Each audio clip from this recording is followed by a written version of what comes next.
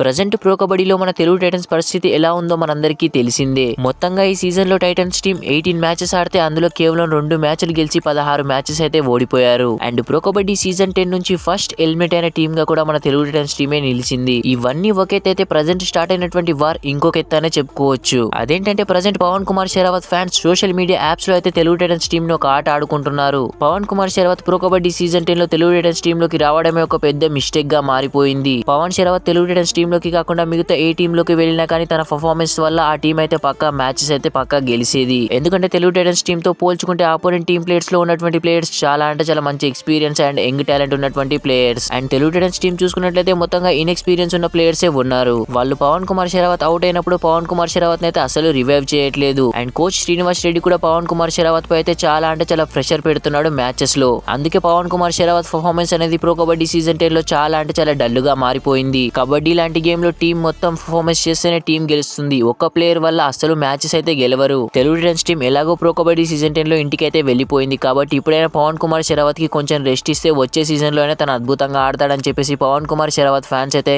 రచ్చ చేస్తున్నారు social media apps లో. వాళ్ళ కామెంట్స్ అన్ని చదివాక నాకు కూడా వీళ్ళు చెప్పింది రైటే అనిపించింది. మరి మీకేమనిపిస్తుంది? పవన్ కుమార్ షెరావత్ ఫ్యాన్స్ చేసింది రైట్ అనిపిస్తుందా, రాంగ్ అనిపిస్తుందా? కింద కామెంట్ సెక్షన్ లో కామెంట్ చేయండి. వీడియో నచ్చితే ప్లీజ్ అయినా లైక్ చేసి మన ఛానల్ తప్పకుండా సబ్స్క్రైబ్ అయితే చేసి పెట్టుకోండి. Thanks for watching. Have a nice day.